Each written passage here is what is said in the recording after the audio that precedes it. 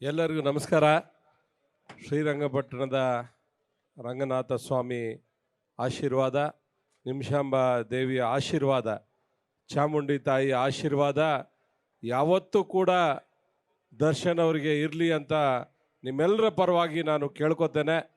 ಭಗವಂತ ಅವ್ರಿಗೆ ಒಂದು ಒಳ್ಳೆಯ ಹೃದಯವನ್ನು ಕೊಟ್ಟಿದ್ದಾರೆ. ಎಲ್ಲರನ್ನು ಬೆಳೆಸೋಂಥದ್ದು. ಈಗ ಇಷ್ಟೊತ್ತು ಅನೇಕ ಕಲಾವಿದರು ವೇದಿಕೆ ಮೇಲೆ ಬಂದಾಗ ತುಂಬ ಪ್ರೀತಿಯಿಂದ ವಿಶ್ವಾಸದಿಂದ ಅವರು ನಮ್ಮನ್ನು ಬೆಳೆಸಿದ್ದಾರೆ, ನಮ್ಮ ಜೊತೆ ನಿಂತಿದ್ದಾರೆ ಅನ್ನೋ ಮಾತುಗಳನ್ನು ಅವ್ರು ಹೇಳ್ತಾಯಿದ್ರು. ಇದಕ್ಕಿಂತ ಇನ್ನೇನು ಬೇಕಾಗಿದೆ ಒಬ್ಬ ಮನುಷ್ಯನಿಗೆ? ಸಕ್ಸಸ್ ಅಂದರೆ ಅವರೊಬ್ಬರೇ ಸಕ್ಸಸ್ ಅಲ್ಲ, ಎಲ್ಲರೂ ಸೇರಿದಾಗ ಮಾತ್ರನೇ ಅದು ಸಕ್ಸಸ್ ಆಗುವಂಥದ್ದು. ನಾನು ಕೂಡ ಕಳೆದ ಒಂದು 15 ವರ್ಷದಿಂದ ಅವರ ಸ್ನೇಹಿತನಾಗಿದ್ದೇನೆ. ಅವರು ಅಂಬರೀಷ್ ಅಣ್ಣ ಅವರು ನನಗೆ ತುಂಬ ಆತ್ಮೀಯರು. ಮಂಡ್ಯ ಅಂತ ಹೇಳಿದಾಗ ನಮಗೆಲ್ಲ ಪರಿಚಯ ಆದಂಥದ್ದು ಅಂಬರೀಷ್ ಅಣ್ಣನ ಮೂಲಕನೇ. ಆದರೆ ದರ್ಶನ್ ಅವರು ಡಾಕ್ಟರ್ ರಾಜ್ಕುಮಾರ್ ನಂತರ, ವಿಷ್ಣುವರ್ಧನ್ ಅವರ ನಂತರ ಅಂಬರೀಷ್ ಅಣ್ಣನನ್ನು ನಾವು ಯಾರು ಮರೀಲಿಕ್ಕೆ ಸಾಧ್ಯ ಇಲ್ಲ. ಆದರೆ ಅಂಬರೀಷ್ ಅಣ್ಣನಿಗಿಂತ ಹೆಚ್ಚು ಪ್ರೀತಿಯನ್ನು ಯಾರಿಗಾದರೂ ಕೊಟ್ಟಿದ್ರೆ ಮಂಡ್ಯದ ಜನಕ್ಕೆ, ನಮ್ಮಂಥವರಿಗೆ, ನಿಮಗೆ ಅದು ದರ್ಶನ್ ಅವರು ಮಾತ್ರನೇ ಅಂತ ತುಂಬ ಪ್ರೀತಿಯಿಂದ ಹೇಳೋಕ್ಕೆ ನಾನು ಇಷ್ಟಪಡ್ತೇನೆ. ಅವರು ಒಂದು ಸಲ ಯಾರಿಗಾದರೂ ಮನಸ್ಸನ್ನು ಕೊಟ್ಟರೆ ಅವರು ಕೊನೆ ಉಸಿರಿರೋವರೆಗೂ ಅವ್ರನ್ನ ಬೆಳೆಸೋವಂಥ ಕೆಲಸವನ್ನು ಮಾಡ್ತಾರೆ. ನಾನು ನೋಡಿದ್ದೇನೆ. ನಿಮ್ಮ ಸೆಲೆಬ್ರಿಟಿಗಳ ಹೆಸರನ್ನು ಅವರ ಹೃದಯದ ಮೇಲೆ ಹಾಕ್ಕೊಂಡಿದ್ದಾರೆ ಅಂತ ಹೇಳಿದ್ರೆ ಅವರೆಂಥ ಹೃದಯವಂತ ಅನ್ನೋದು ನಮಗೆಲ್ರಿಗೂ ಕೂಡ ಅರ್ಥ ಆಗ್ತದೆ.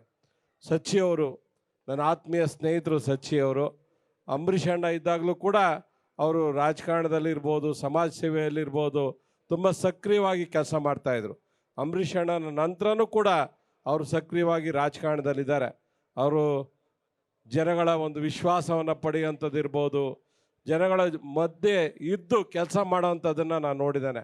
ಅವ್ರು ಸ್ವಲ್ಪ ಮತದಲ್ಲಿ ಸೋತಿರ್ಬೋದು, ಆದರೆ ಅವರು ಜನಗಳ ಹೃದಯದಲ್ಲಿದ್ದಾರೆ ಸಚಿವರು ಅಂತ ನಾನು ತುಂಬ ಹೆಮ್ಮೆಯಿಂದ ಹೇಳ್ತೇನೆ. ತುಂಬ ಪ್ರೀತಿಯಿಂದ. ಅವರೇನು ಶ್ರೀರಂಗಪಟ್ಟಣ ಬಿಟ್ಟು ಓಡೋಗಿಲ್ಲ. ಅವರು ಶ್ರೀರಂಗಪಟ್ಟಣದಲ್ಲೇ ಇದ್ದು ನಿಮ್ಮ ಸೇವೆಯನ್ನು ಮಾಡ್ತಾಯಿದ್ದಾರೆ, ನಿಮ್ಮೊಟ್ಟಿಗೆ ಇದ್ದಾರೆ.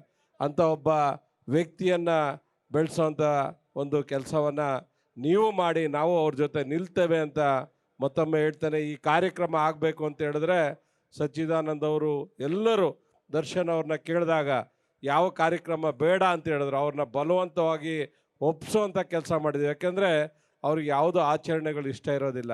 ಅವ್ರು ಏನಾದರೂ ಆಚರಣೆಗಳನ್ನು ಮಾಡಿಕೊಂಡ್ರೆ ಅದು ನಿಮ್ಮ ಜೊತೆ, ಸೆಲೆಬ್ರಿಟಿಗಳ ಜೊತೆ ಮಾತ್ರ ಮಾಡ್ಕೋತೀವಿ ಅಂತ ಹೇಳಿದಾಗ ತುಂಬ ಪ್ರೀತಿಯಿಂದ ಅವರು ಒಪ್ಕೊಂಡು ಈ ಕಾರ್ಯಕ್ರಮಕ್ಕೆ ಬಂದಿದ್ದಾರೆ.